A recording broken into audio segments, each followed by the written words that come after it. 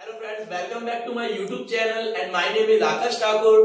आज हम आपके साथ एक और वीडियो लेकर आए हैं। संविधान का एक न्यू पार्ट लेकर आए हैं। जैसा कि हमने आपको पिछले पार्ट में बताया था कि संविधान के निर्माण की प्रक्रिया में किस तरीके से हमने देखा वन बाय वन करके कि संविधान की मांग किसने करी, संविधान सभा की प्रस्तावना पेश किसने करी, ये सारी चीजें हमने देखी पिछली वीडियो में।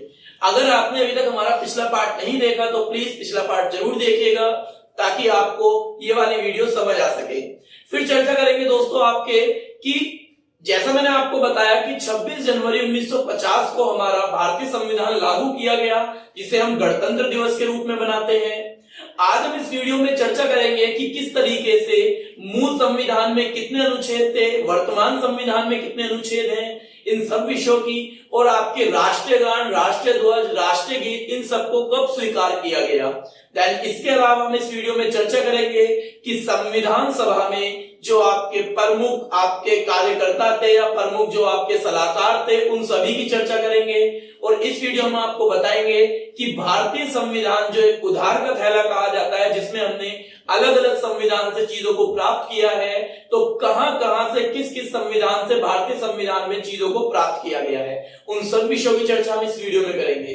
दोस्तों स्टार्ट करते हैं आपके संविधान के निर्माण का सेकंड पार्ट। जैसा आपने फर्स्ट पार्ट में देखा कि संविधान के बारे में हमने बहुत चर्चा की, तो अब आपको बताते हैं कि जब आपका मूल संविधान बना, मूल संविधान मींस आपका जब 26 जनवरी 1950 जब आपका संविधान लागू हुआ, ये उस समय की बात है। तो मूल संविधान कौन सा जो उस समय वर्तमान था, तो यहां पर आपके 395 अनुच्छेद थे उस समय, 8 अनुसूचियां और 22 भाग थे। जैसा मैंने आपको बताया कि कुछ चीजें हैं जो नोट डाउन करनी चाहिए आपको, एग्जाम के नजर से बहुत ज्यादा इंपॉर्टेंट है। तो कुछ ऐसे ही कुछ आपके लिए नोट्स लेकर आया हूं मैं, जिसमें आपको सारी चीजें थोड़ी पता चलेंगी कि क्या क्या संविधान प्रक्रिया में किन किन चीजों को प्राप्त किया गया था। फिर आज अगर हम वर्तमान की बात करें तो वर्तमान में आपके 465 अनुच्छेद हो गए हैं। देखिए मैं आपको एक बात बताता हूं, हमारा जो भारतीय संविधान है उसे कठोर और लचीलापन कहा जाता है। कठोर और लचीलेपन का समन्वय कहा जाता है। रीजन कि भारतीय संविधान में समय के अनुसार, भारतीय संविधान में समय के अनुसार क्या हुआ है, परिवर्तन देखने को मिल सकता है, क्योंकि समय के अनुरूप जैसे जैसे समाज में परिवर्तन होता है उसके अकॉर्डिंग आपके हम देखते हैं कानूनों में भी परिवर्तन होता है, नए कानूनों का निर्माण होता है। तो इन सभी के देखते हुए भारतीय संविधान को लचीला भी रखा गया है ताकि आप समय के अनुरूप इसमें परिवर्तन कर सके। तो ये आप देख सकते हैं कि जब हमारा संविधान बना, मूल संविधान, उस समय 495 अनुच्छेद थे और 395, आज आपके 465 अनुच्छेद हो गए हैं। जहां पर आपके मूल संविधान में 8 अनुसूचियां थी, आज इस संविधान में आपके 12 अनुसूचियां हो गई हैं। और जो कवर कर रखा था 22 चैप्टर 22 भाग में, आज वही भाग बढ़कर आपके 25 हो गए हैं। दोस्तों ये आपका जो दर्शा रहा है, ये दर्शा रहा है कि भारतीय संविधान क्या है, आपका लचीलेपन का समन्वय माना जाता है। ठीक है, फिर बात करते हैं कुछ इंपॉर्टेंट टॉपिक की जो आपके एग्जाम के लिए बहुत ज्यादा इंपॉर्टेंट है, इन्हें जरूर नोट डाउन कीजिएगा कि 22 जुलाई 1947 में आपके राष्ट्रीय ध्वज को, देखो संविधान सभा की, जैसा मैंने आपको पिछली वीडियो में बताया कि जो संविधान सभा की बैठक थी, मैंने आपको डेट बताई थी, सभी को याद होगी कि संविधान सभा की पहली बैठक आपकी 9 दिसंबर 1946 में की गई थी। ठीक है, उसके पश्चात संविधान में बहुत सी चीजों को अपनाया गया, बहुत सी चीजों को अस्वीकार किया गया। तो जिन चीजों को अपनाया गया उनकी चर्चा करते हैं। तो 22 जुलाई 1947 में आपके राष्ट्रीय ध्वज को आपके अपना लिया गया। ये वो चीजें हैं जिनमें आपको अपनाया गया। तो आपको याद रहना चाहिए ये डेट कि 22 जुलाई 1947 को राष्ट्रीय ध्वज को अपनाया गया। देन 24 जनवरी जो संविधान सभा की अंतिम बैठक थी, जैसा मैंने आपको पिछली वीडियो में बताया था कि संविधान सभा की जो अंतिम बैठक हुई थी वो 24 जनवरी 1950 में की गई थी। और 24 जनवरी 1950 में भारतीय संविधान में पहली बार राष्ट्रीय गान को आपके सुना गया और गाया गया। तो राष्ट्रीय गान को स्वीकार कब किया गया, आपके 24 जनवरी 1950 को। देन राष्ट्रीय गीत को भी आपके 24 जनवरी 1950 को ही स्वीकार कर लिया गया। जैसा मैंने आपको पिछली वीडियो में बताया था दोस्तों कि हमारे देश के जो फर्स्ट प्रेसिडेंट थे डॉक्टर राजेंद्र प्रसाद, डॉक्टर राजेंद्र प्रसाद को आपके 24 जनवरी 1950 को ही राष्ट्रपति के रूप में चुन लिया गया था संविधान सभा द्वारा। तो ये आपने देखा कि किस तरीके से आपके मूल संविधान, वर्तमान संविधान और किन चीजों को अपनाया गया, उसकी चर्चा की। अब आगे हम चर्चा करेंगे कि कौन कौन सी समितियों में कौन कौन से प्रमुख नेता थे जो आपके एग्जाम के लिए बहुत ज्यादा इंपॉर्टेंट है, जिनके आप नोट प्रिपेयर कर सकते हैं। ठीक है दोस्तों, आगे देखते हैं आपके। दोस्तों चर्चा करते हैं आपके कि संविधान सभा जब बनाई गई तो उसमें कुछ प्रमुख समितियां बनाई गई थी।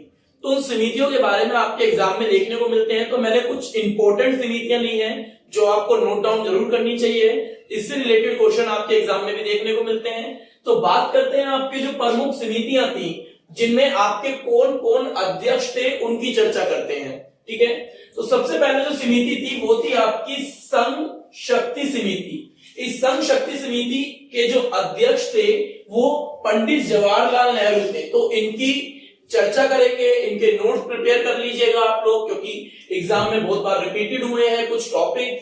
ठीक है, फिर बात करते हैं संघीय संविधान समिति की, जो भी केंद्र वगैरह या फिर संघ के जो भी निर्णय है, जो भी जिनसे भी रिलेटेड जितने भी कानून होंगे, उन सबका निर्णय लेने का अधिकार या उन सबके निर्णयों के पूरी तरीके से कंट्रोल कौन कर रहा था, उसके अध्यक्ष भी आपके जवाहरलाल नेहरू थे, पंडित जवाहरलाल नेहरू, जो आपके देश के फर्स्ट प्राइम मिनिस्टर थे।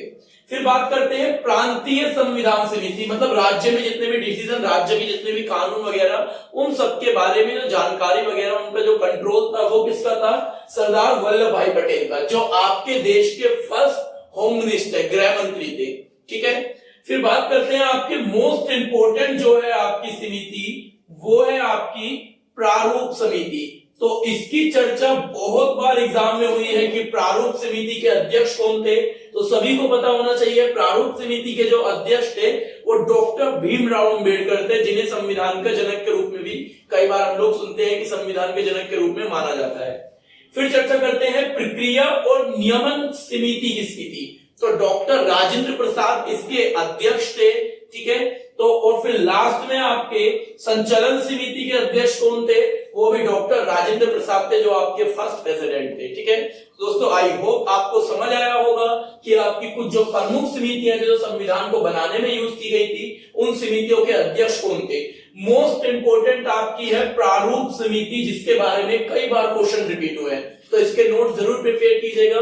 अब आगे चर्चा हम करेंगे कि कुछ प्रमुख के कौन कौन से संविधान से किन किन चीजों को लिया गया है, उनकी चर्चा करेंगे। ठीक है दोस्तों, कुछ महत्वपूर्ण पॉइंट्स की बात करते हैं जिसके बारे में आप सभी को पता होना चाहिए, आपके एग्जाम से रिलेटेड या फिर आपकी नॉलेज भी, अगर आप किसी चीज के बारे में जानना चाहते हैं कि संविधान में क्या कौन कौन से पद पर किन्हें किन्हें नियुक्त किया था, तो ये भी आपको बेसिक नॉलेज पता होनी चाहिए कि ये चीजें थी आपके संविधान से रिलेटेड। तो बात करते हैं कुछ इंपॉर्टेंट टॉपिक्स की। सबसे पहले सभी को पता होना चाहिए कि संविधान सभा में हाथी के प्रतीक को मोहर के रूप में प्रयोग किया गया था, अपनाया गया था। मतलब संविधान में जो आपके मोहर का यूज किया था वो आपके हाथी के प्रतीक को मानकर हाथी के मोहर का यूज किया गया था। तो ये सभी को पता होना चाहिए। फिर ये भी पता होना चाहिए कि भारतीय संविधान में कानूनी सलाहकार के रूप में किसे नियुक्त किया गया था। तो सर BN राव को आपके कानूनी सलाहकार के रूप में नियुक्त किया गया था। इसके बारे में भी आपको सभी को पता होना चाहिए, और ये एग्जाम से रिलेटेड भी टॉपिक है, एग्जाम से रिलेटेड क्वेश्चन है, तो इसे भी आप अपनी नोटबुक में नोट डाउन जरूर कीजिएगा। फिर बात करते हैं आपके संविधान सभा के सचिव के रूप में जिसे आपके नियुक्त किया गया, उनका नाम था HVR अयंगर। तो HVR अयंगर को आपके संविधान सभा के सचिव के रूप में नियुक्त किया गया, ये भी इंपॉर्टेंट है आपका। फिर लास्ट जो मोस्ट इंपॉर्टेंट है कि प्रेम बिहारी नारायण रायजादा को भारतीय संविधान के सुलेख के रूप में, मतलब जिनको हम कहते हैं कि भारतीय संविधान रिटर्न या लिखा किसने, तो उनका नाम है आपका प्रेम बिहारी नारायण रायजादा।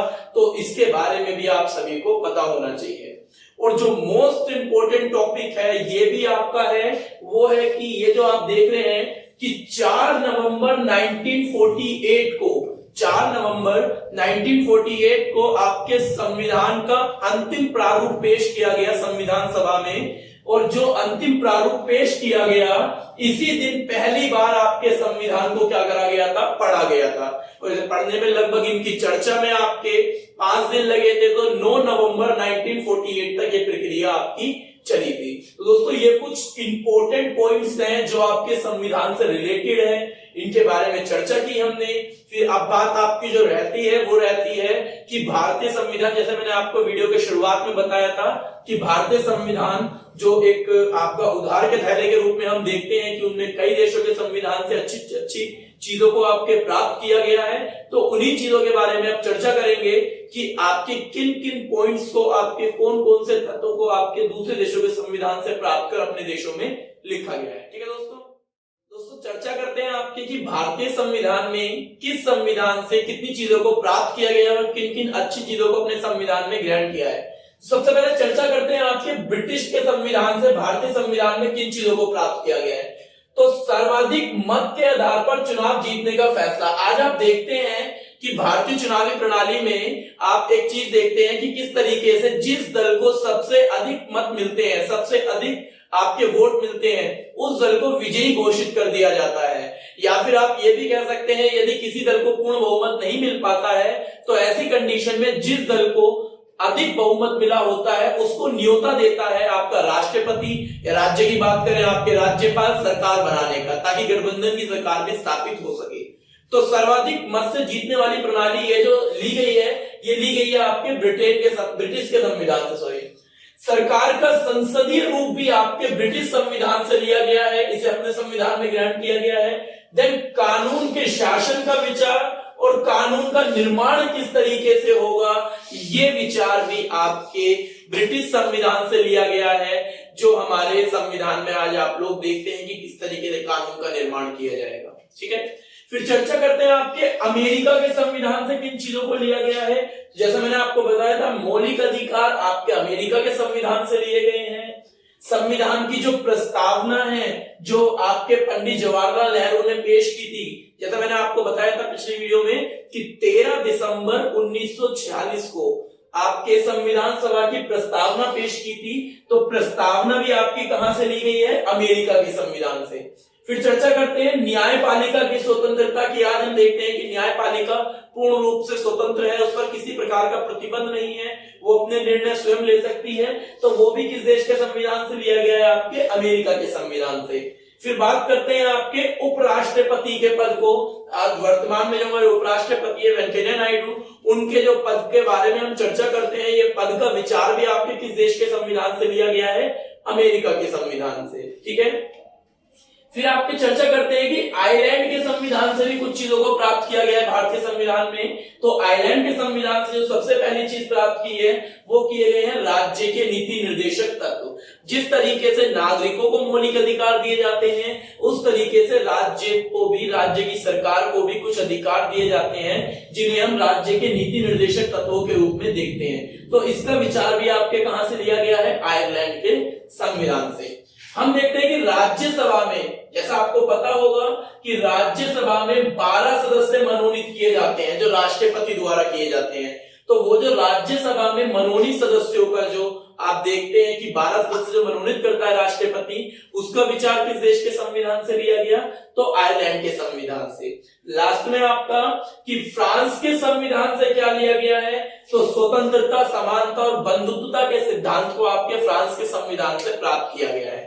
दोस्तों आई होप आपको समझ आया होगा कि भारतीय संविधान जो एक उधार का थैला कहा जाता है, उसे क्यों कहा जाता है, क्योंकि अन्य देशों के संविधान से उसने कुछ अच्छी चीजों को प्राप्त कर अपने संविधान में लिखा है। तो कौन कौन सी चीजें थी वो आपने देखी। जैसा आपने इस वीडियो में देखा कि शुरुआत में मैंने आपको मूल संविधान के बारे में चर्चा की, वर्तमान संविधान के बारे में चर्चा की, फिर उसके बाद कुछ समितियां बताई आपको, फिर उसके बाद कुछ इंपॉर्टेंट टॉपिक जो आपके बताए थे रायजादा जिन्होंने हमारा संविधान लिखा था, फिर देन आपके संविधान को उधार का थैला क्यों कहा जाता है और कौन कौन सी चीजों को संविधान से प्राप्त किया गया है। इस वीडियो में आपने ये देखा। दोस्तों नेक्स्ट वीडियो में आपके चर्चा करेंगे संविधान के और मोस्ट इंपोर्टेंट टॉपिकों की, जिसके बारे में आपको पता होना जरूरी है। दोस्तों आपको आई होप हमारी वीडियो समझ आई होगी। अगर हमारी वीडियो क्लियर लगी, आपको समझ आई है, तो प्लीज बेल आइकन को क्लिक कीजिए, चैनल को सब्सक्राइब कीजिए, आप लाइक कीजिए एंड शेयर कीजिए ताकि ज्यादा से ज्यादा लोग इस वीडियो को देख सकें। थैंक यू दोस्तों।